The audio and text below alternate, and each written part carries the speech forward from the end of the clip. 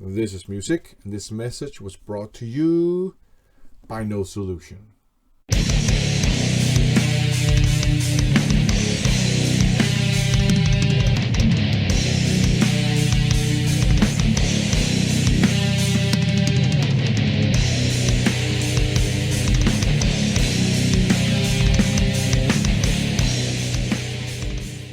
Welcome to another First Impressions video. In these videos, I share with you my first impressions of the many CDs that I blind bought over the last couple of years. This is going to be a bit of a special edition though, because I'm going to follow up on the 5 CDs that were very generously VCLT'd to me by No Solution, a great channel here on the VC. He shows a lot of CDs, lots of metal, all sorts of different types of metal, also lots of progressive rock, in particular Marillion. So if that's your jam, go and check out his channel. So again, thank you very much for sending me these CDs. I really appreciate it. Now let's talk about them.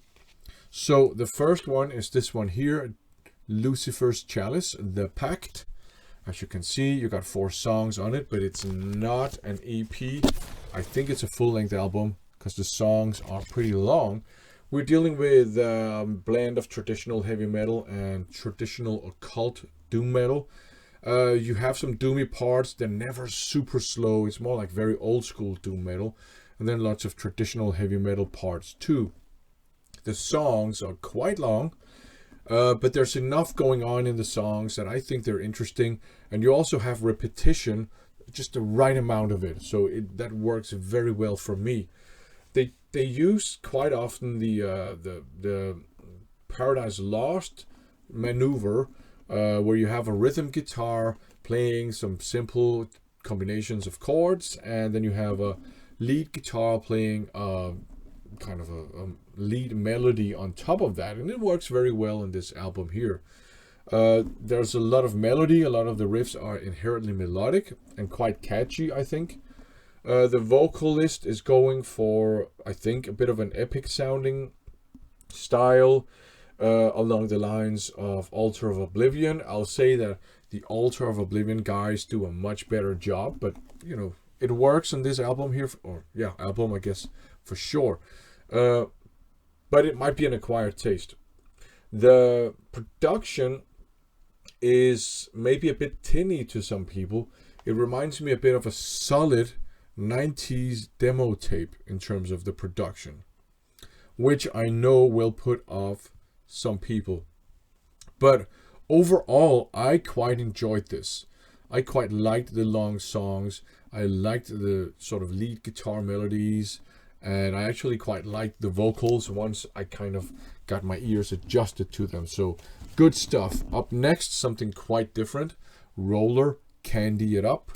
This is sleazy hard rock, harkening back to the glam metal days, hair metal days, whatever you want to call it. So the songs are about women and whiskey and all that sort of stuff. It's hard rocky. I hear some influences from AC/DC for sure. I think it's Sticks and Stones. I think that one sounds like it could be an old AC/DC. Well, not as good as AC/DC, but it has like some Bon Scott era AC/DC riff stuff going on. The vocalist also, I think, does a bit Bon Scott things every now and then. Anyways, so yeah, some AC/DC kicks, Rat, maybe a less polished Whitesnake as well. Very good stuff, very catchy. I quite enjoyed this quite a lot actually. It's perfect music to have on in the background while doing chores around the house, like, I don't know, ironing your shirts, doing the dishes, or in my case, washing my records. So I really enjoyed this. Good stuff. Harmless, sleazy, catchy, hard rock, nothing original. I think they're just paying homage to the late 80s, early 90s glam and hair and sleaze metal bands and all that stuff. But yeah, good stuff. I quite enjoyed this. Up next, again, something completely different. This is the Rowan Wolf. It's actually called Project Rowan Wolf. Neverwhere Dreamscape. Progressive, mildly technical thrash metal. It's a dive bomb release. And I would say the songs are actually very well put together. It's quite melodic, so maybe some people would consider it progressive power thrash. Although I think it's very aggressive. You got soaring vocals. Think this, think Toxic, Realm, Watchtower, that kind of stuff.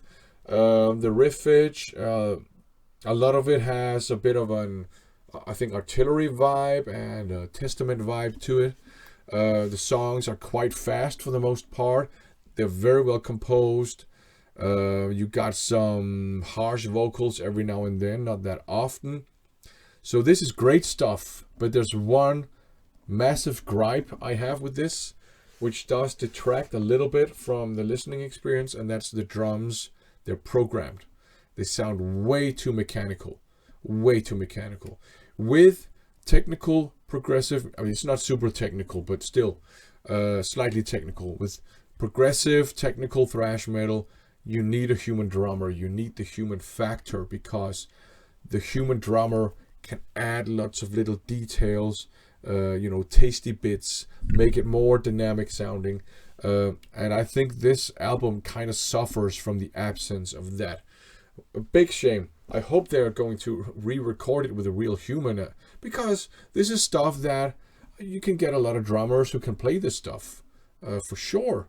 I mean, you don't even have to try and hire Mike Portnoy or Mark Zunder or something like that. There are lots of drummers out there who can play this stuff. So, bit of a shame, because the music is great in every other way, in my opinion. Up next, we have Substratum Stratosphere, another dive bomb release. Got 6 songs on it, so it's probably a mini album. It's female fronted, and the hype sticker says new school of US heavy metal. It's traditional heavy metal, but not new wave of traditional heavy metal. It's this is great. I love all the songs on here. You got some Judas Priest style riffage. You got some Iron Maiden style twin guitars. In places you have some Accept vibes as well. You have some really good ballads on here too. 2 ballads. Well, one of them that's Lost Shores. Starts out a ballad, and then it develops into something more than just that. But super strong songs. Deadly Will, Cast My Spell, they're great songs. To Tame the Burning Blade is fantastic too. Night Sweats, another great song. So this is just a great mini album. And this is one that I've kind of had my eye on. I like a couple of times per year, I just check out the Dive Bomb Bandcamp to see if they've updated their catalog. And I've had my eye on this one, and I've considered, should I buy it? Now I don't have to, because No Solution sent it to me. Thanks. So I love this one. This is great. Fantastic, just traditional heavy metal without being new wave of traditional heavy metal. So great stuff. And up last, Yakuza, The Way of the Dead, or just Way of the Dead.